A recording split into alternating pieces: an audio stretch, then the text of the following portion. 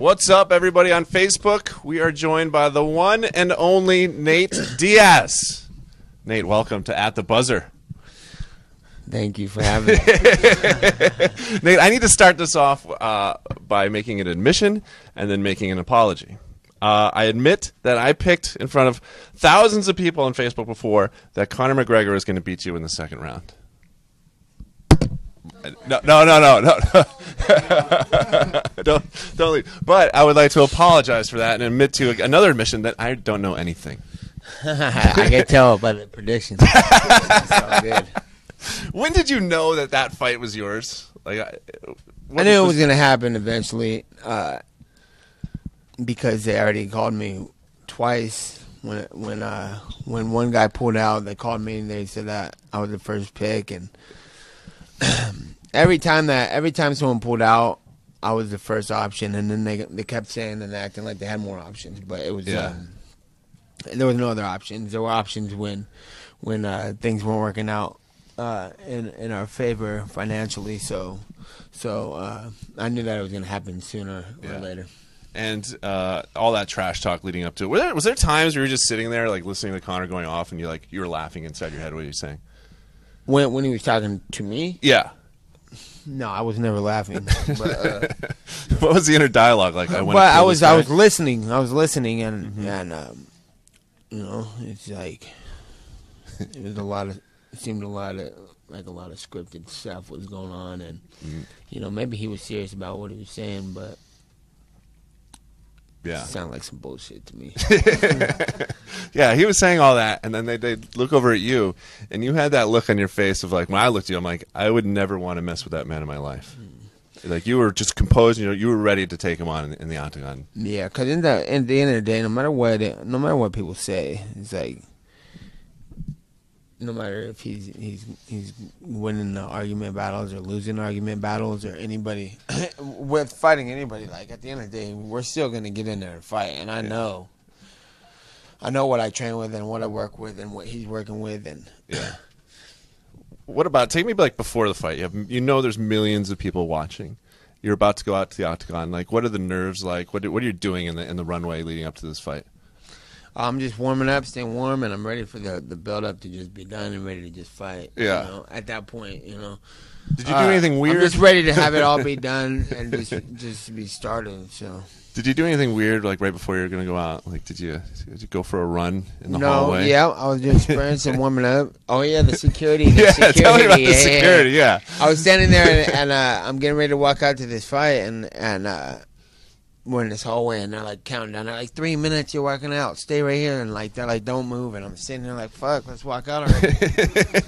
And they're like, don't move. And I was like, all right. And I'm trying to shuttle box and stay warm. And I'm like, can we go out there? And they're like, 2 minutes. When it just seems like it's taking forever. So I just turned around and I saw this hallway. I was like, I'm gonna do sprints up and down this hallway.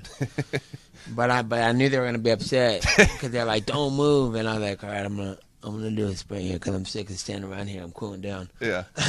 So I look at my team. I look at the security guards, and all these people are just sitting there looking at me.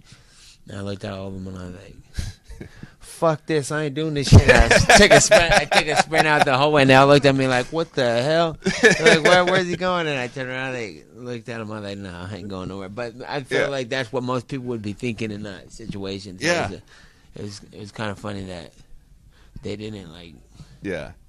No, where are you going? That's what it looked like. But he's running away. Yeah, he's running away. And so you have nerves like anyone does. I do get sick of the wait and the build-up. It's just like, like even when they're announcing fights, I see especially when I'm training for a fight, I'm about a month out from a fight, and I'm watching a fight a few weeks before something, and they're announcing, and they're like, in this corner, this guy's whatever, 6 feet tall. And I'm sitting there, and it gives me like these nerves. I'm like, because it makes me feel like when I'm in there, when they're doing that announce part, I'm like, shut the fuck up and get out of the cage and say go already. You know, I hate the there's like fight week, and then there's press conference, and then there's weigh-ins, and then there's like this and this, and I'm like, dude, I'm over this build-up. Let's just fight. Just start the fight, and you can never be ready for a fight. People say, are you ready for a fight? But you can never be ready. You can never be ready. Like, you'll never be more ready. Like, people are like, you're ready. I'm like, No, but what? I'm ready for you to say go and stop all this bullshit. So, but you can never be all the way ready to fight anybody. Yeah. It's a ridiculous even question. So, but I am ready to stop hearing build up and people like. Yeah. Are you standing in the blue corner? You know, like, get the fuck out of the cage, Bruce. I like Bruce. Jumping in front of you. I dig Bruce, crazy. but I'm like, get the fuck out of here. Take the cameras and say go already. You know, that's the worst part. And then the weeks leading up to the fight, when I'm watching a fight and I hear that, it gives me like fucking adrenaline. I'm like, dude, turn this, just say go. Get the fuck. I'm always thinking for the guy in the cage. I'm like, get the fuck out of there and say go. Yeah. So now you're in the that's fight. a little insight for how it feels on the inside. You're in the fight with Conor, and I got to ask you a really stupid question. What does it feel like to get punched so hard above your eye that it just splits open and you bleed all your blood out? See, I had just fought. Oh, thank you. And I work here. I had just fought, and when did I fight? Lloyd, when did I fight? December. I fought in December, and I had a cut right there already from the Michael Johnson fight. So it was pretty much like I got punched, and it just split right back open. And I'm like, yeah. I didn't even think nothing of it actually, but when I watched the fight, I'm like, "Fuck, that don't look good." So, but yeah, it was just a reopen cut, and I wasn't really thinking. Is it hard to fight when you have all this blood? Like, 'cause you just look like my eye got blurry. My eye got blurry for a minute. Yeah, it was. I think in between rounds they wiped it with ice. Yeah, and then ice water and blood dripped into my eye. I'm like, fucking can't see shit right here. Is that scary to not be able to see shit when you're like in the middle of a fight with a guy who hates your guts? No, it's irritating though. It's irritating. Yeah. So, when in the fight did you know that you were going to win the fight? I knew eventually I was going to be warmed up and feel good, and my timing was going to come together, and it happened pretty quick. So you hit him pretty good, and all of a sudden, like that Conor glow just kind of went away. Yeah, and then everybody's complimenting my jiu-jitsu, and you're seeing all the jiu-jitsu guys jump on the internet and put memes out, and they're like, jiu-jitsu rules, but that was martial arts, you know? You can't, like a world champion jiu-jitsu guy couldn't do that to Conor McGregor. You know, you can't take him down and take his back and choke him in a fight, maybe in a grappling match. Yeah. But you got to hit somebody to do that. So, on the whole thing, the whole package, it was jiu-jitsu is definitely my base and where I come from. Everything's where I come from. Though I grew up doing karate, and I grew up pretending to be Van Damme, and I grew up boxing, getting into fights and stuff. So everything is the base, but martial arts is a package. You need to learn how to box, and it'll make the jiu-jitsu thing happen for you. You need to know jiu-jitsu, and it all comes together as one. So. I can feel you because I grew up playing soccer. It's pretty similar. Yeah. Kick stuff. Yeah, kick the ball, get some orange slices at halftime. It's all the same thing, really. There you go. So I was hoping that you were going to start celebrating while you had the choke on him. How good does it feel to just feel that on your hand when you guys win the choke? That was I knew that was happening before it happened, though. Yeah. You know, like it was a wrap earlier in the fight, and yeah, it just felt good. Mainly for the week to be done. Who's calling you right now? Yo, I'll call you back. Hit you later. No, yeah, it felt good. It felt good to wrap up that week. You know, it was a week loaded with like I could do a fight camp because it's a whole 3 months. Till the fight, and then you got the studying to do. You got to watch the fights. You got to drill. You got to do all your stuff, and you got to think about how you're gonna win every way you can win, and you got to think more importantly about every way you can lose, and like play those out in your head and make sure that that's not gonna happen. But that shit was all bunched into a week, so it was a week filled with anxiety and a bunch of well, we loved it because you guys gave us a lot of great content. Those press conferences were amazing. Yeah, that was pretty organic. So, who do you want to fight next? A little Irish guy? I'll fight anybody. I might just want to get paid. So, I want the biggest payday, the biggest draw, the most demanded fight. That's what I want. You just got a big payday with Conor. What do you do? What have you bought? What's the best thing you've bought since this huge payday? Big bag of cookies. Big old bag. All right. I think your agent just got nervous. But besides that, I haven't really bought much. The check just went through. I wondered if they're gonna like cancel the check. Yeah, you fucking beat our guy. Fucking cancel his shit. Make him fight again. How do they? How do they do that? Is it direct deposit? Does an envelope come in the mail and you're like, here's all my money? They try to do direct deposit, but I want to see the check. I don't know if that's gonna directly deposit into my shit. You know what I'm saying? I'm like, give me a check. So they give me a check. I put it in the bank. Yeah. And then everybody wants to borrow money now. Yeah. I gotta pay taxes though, so we gotta get that. Speaking of which, can I borrow some money from you? I just met you. I know, but I'm good for it. You can ask that little guy over there. He knows. So I don't give it to him. Don't pay this man. So you don't care who you fight next. Your life has changed a lot, and it was like 11 days before the fight. Like your life has changed drastically. Does it feel like it has? My life is exactly the same, just with a little more press so far. It's only been a few weeks, but yeah, it's pretty much. Yeah.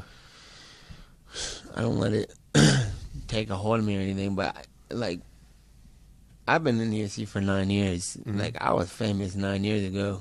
You know what I'm saying? I couldn't walk through the mall or Walmart at 2 in the morning without being noticed. You know what I'm saying? So I know how you feel. it's pretty. Yeah, see, you know where I'm coming from. It's like it's been like going like this, so it's pretty much the same. It's just a lot of people recognize it because that fight is fresh and was the biggest thing, but not much has changed yet. Well, you're inspiring me. Like, I'm trying to become more intimidating. That's why I'm wearing a black T-shirt, like yourself. Do I look intimidating to you at all? Yeah, you're bigger than some people. Some people. It's a vote of confidence for you. You're bigger than some people. Jacob, if you got any reader comments or viewer comments, shout them out. I will. So, there's a lot of 209 talk. A lot of So, what is a Stockton slap? What's a Stockton slap? I mean, you slap somebody. That's just what they called it. Okay. So Stockton is right near. I don't even know who made. I think it was Mike Goldberg made that Stockton slap. Stockton is right near San Francisco. We were there for Super Bowl week. Super Bowl week. Yeah. Were you able to partake in Super Bowl week at all? I was there. I was at Super Bowl. I was at a party with Jay Glazer. I didn't know Jay Glazer's on everywhere I go. I see that motherfucker everywhere.